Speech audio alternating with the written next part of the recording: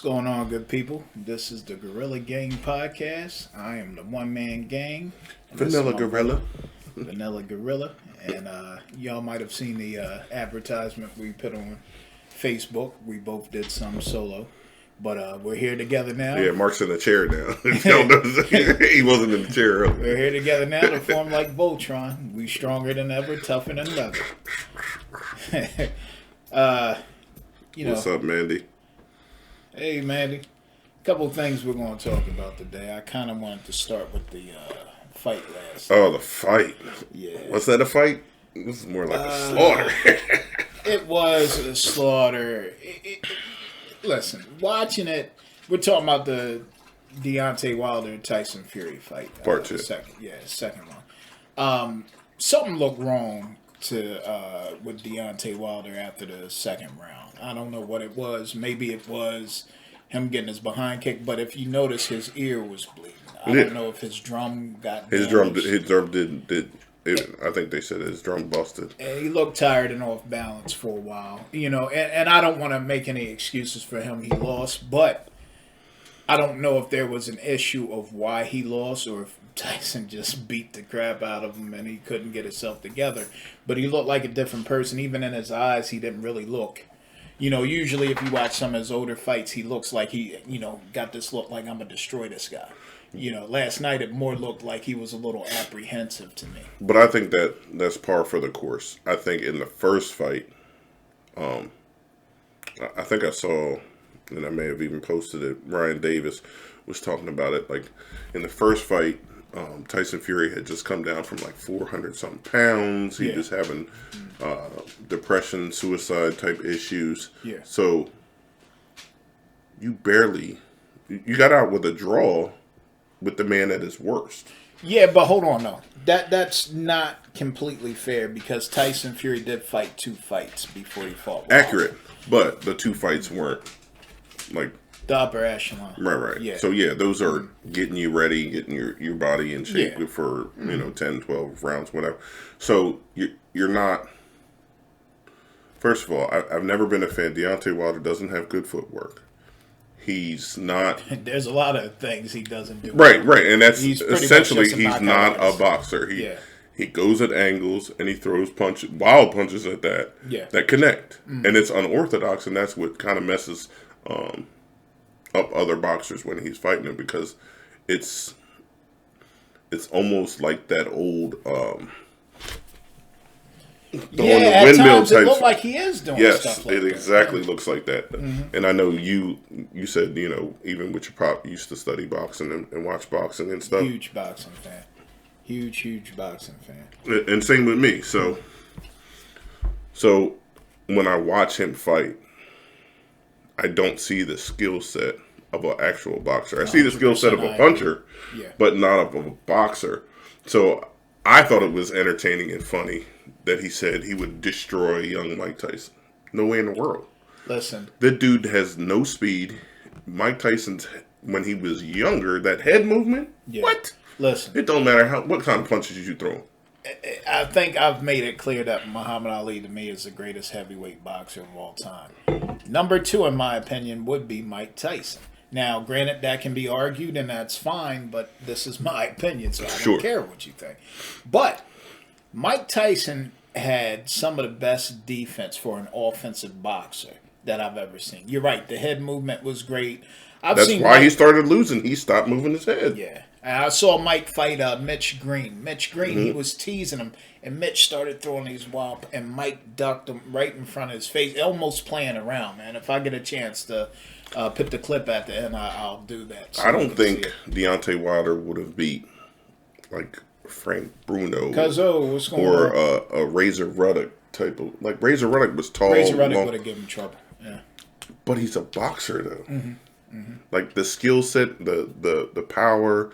Like, there's no way... Deontay Wilder wouldn't beat Razor Ruddock, let alone talking that... I would have destroyed young Mike... No, dude. Well, here's... And this ain't because he lost last night. This is... Oh, just in general. Just in general. He's entertaining because he throws those wild punches, and when he connects and he knocks people out, that shit is entertaining. Yeah.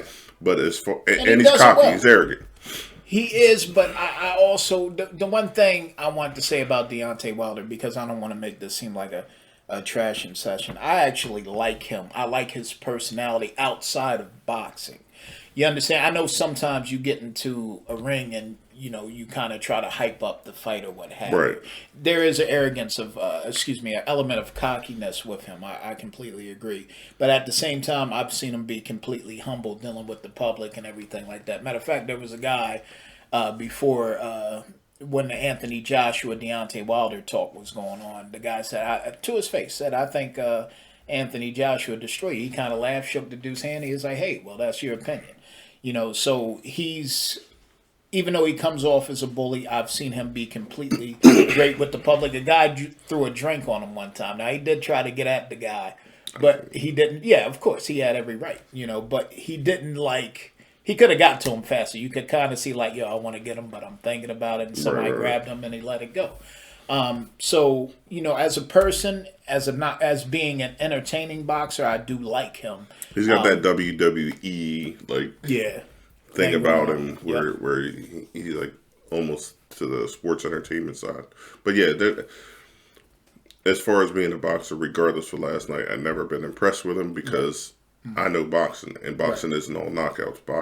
Boxing is footwork. Boxing is defense. I don't think he's a defensive fighter at all. Not at all. He went straight back as he was getting punched at. I was like, oh he my literally God, kept his left hand the whole fight almost, because he's so used to pressing the action and being aggressive. He was when you're catching it and when you're in a position where you have to be defensive, then you're going to struggle, and that's why that left hand was down so much. He was in a very unknown position, didn't know what to do. I mean, you could even look in his eyes. If it was you like get a chance to Turtle being on a bet. Absolutely. So yeah, but it takes a lot to be heavyweight champion of the world. Regardless, you can't take that away from him. Right. But the heavyweight division has not been very great since Lennox Lewis left. Robert Williamson, what's going on? There was those two Russian brothers that ran, but they weren't. No, I liked the younger one, Vladimir. Yeah, I mean they were Vitaly good, but they were good, but it wasn't like the heavyweight field was littered with fighters the way it historically has been. You're right. So it wasn't that impressive. And the same with now. You got the Mexican dude. You got Andy Ruiz. You got Anthony Joshua. You got Tyson and Deontay. Mm-hmm. Those are the main four, and two of them have lost up there. And three of them. The only one that's an actual traditional type boxer, in my opinion, is Anthony Joshua.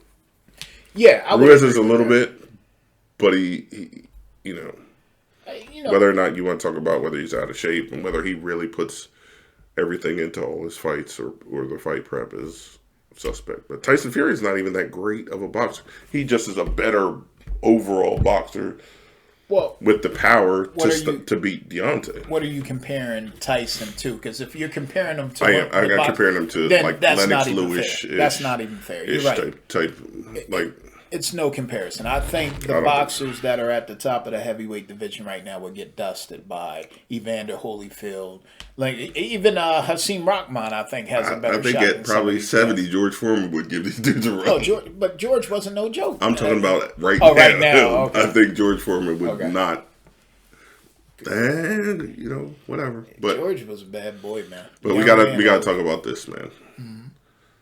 The licking the blood off a dude's neck. Was he licking the blood, or was he actually just sticking his tongue out and wagging it? I think he had to have been licking the blood because that's disgusting. First of all, he said he wanted to taste blood. Second of all, that was the ear that was leaking. Yeah. Mm-hmm. So it was leaking right down on his neck right there. Yeah. And he did he was eating a box type lick, not just you know what I mean? Yeah. Like who?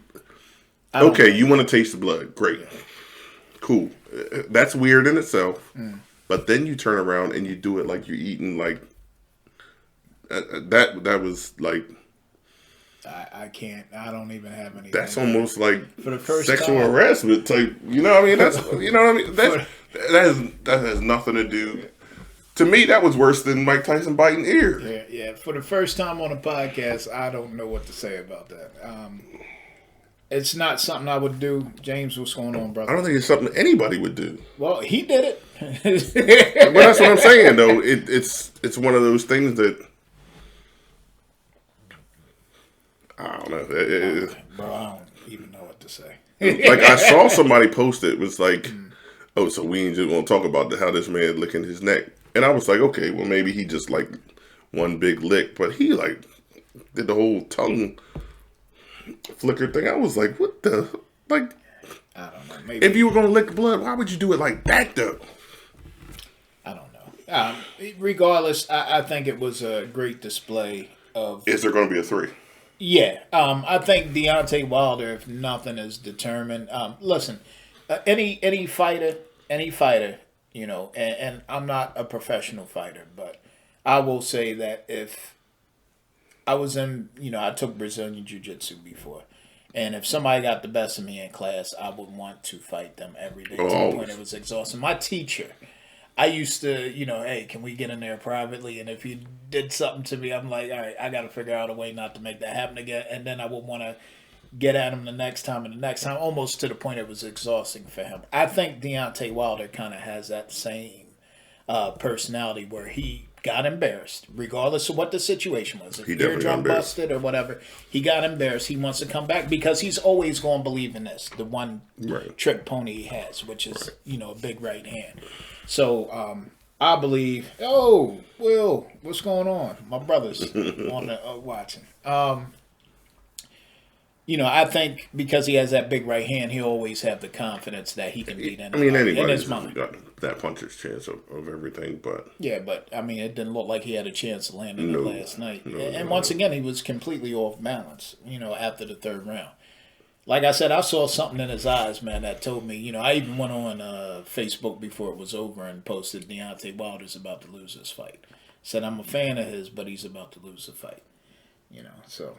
It is what it is. We'll find out what kind of person he is for sure, because a championship boxer will get up from a loss and fight better than what they did. Right, I think we were just talking about that. You either have the oh well, fuck it, that mentality, or you have the I'm never gonna feel like this again. I'm never gonna allow myself to feel like this again. I'm gonna make sure that I win.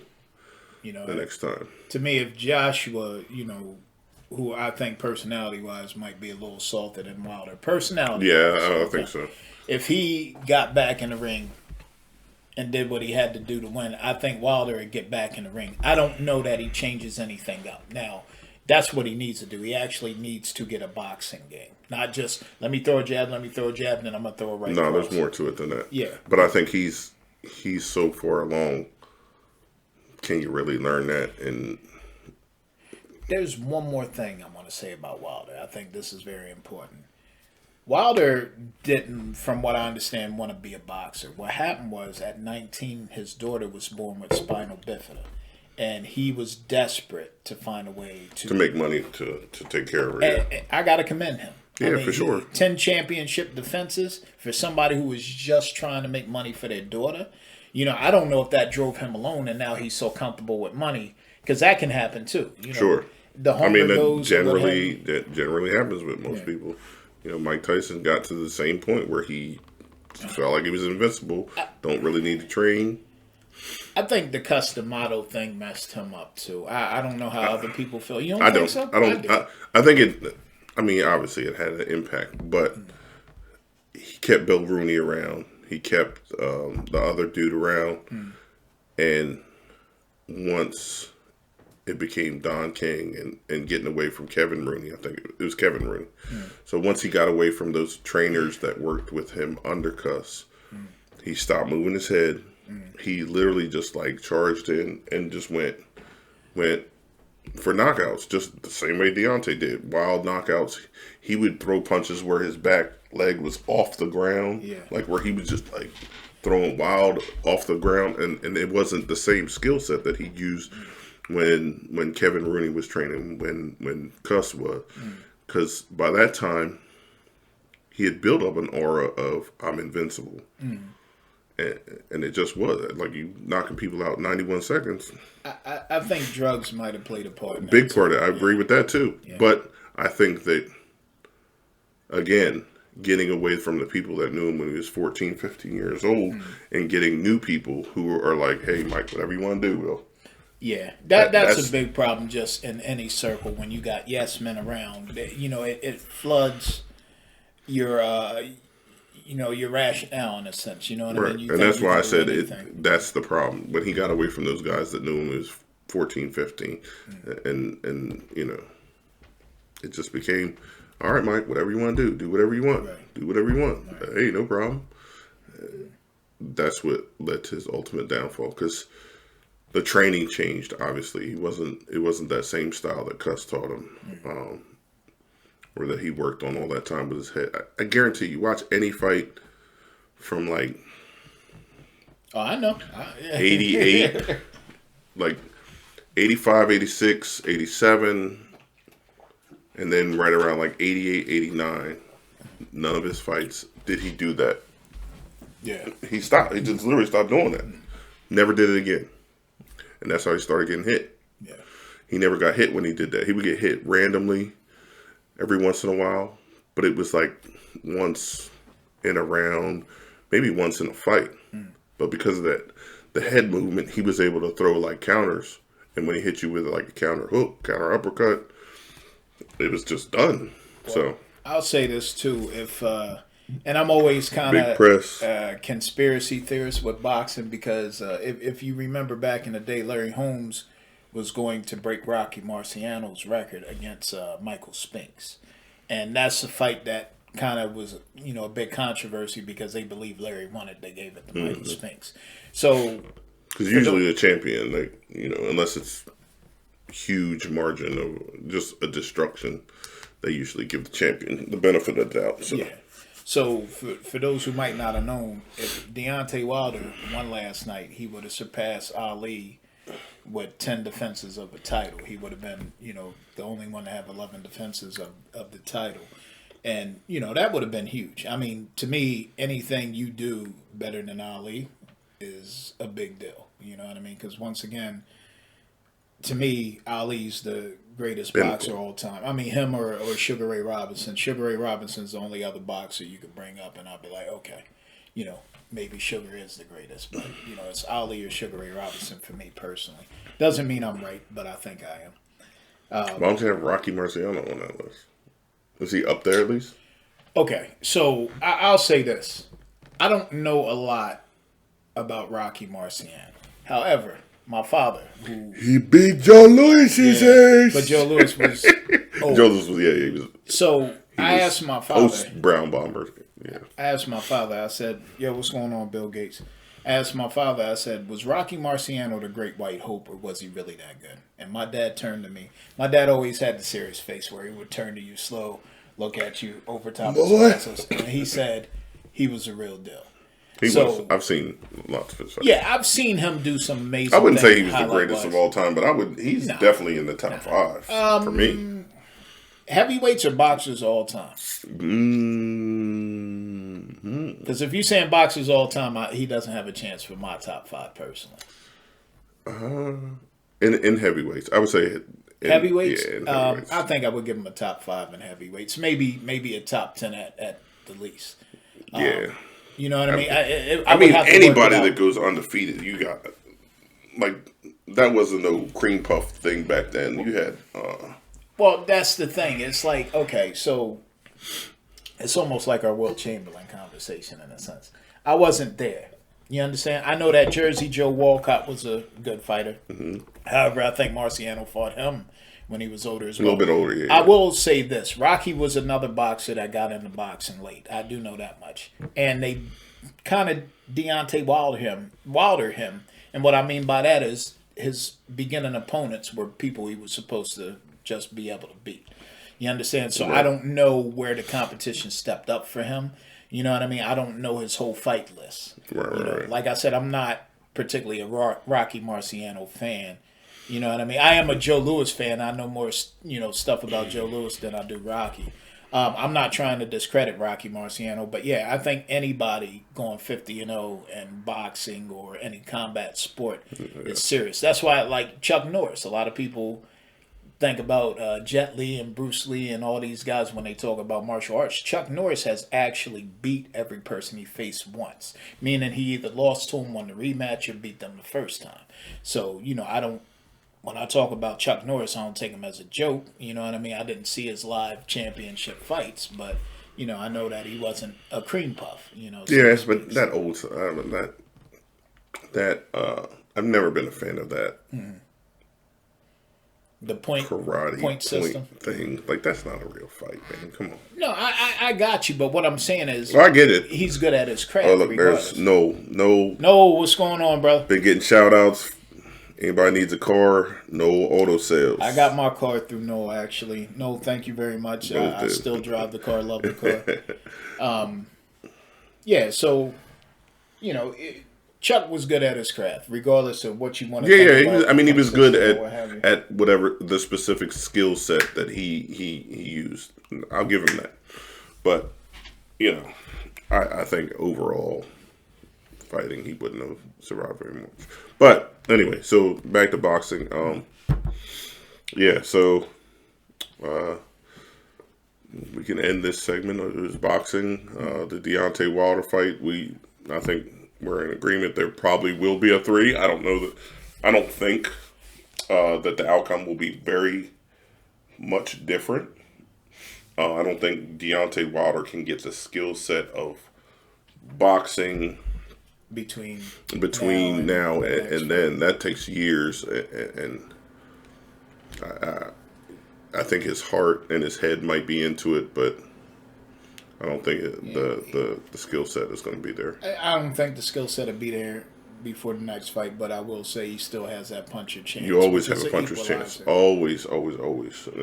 Never discount the puncher's chance. So we're going to end this segment. If you're on Facebook Live, we'll be back.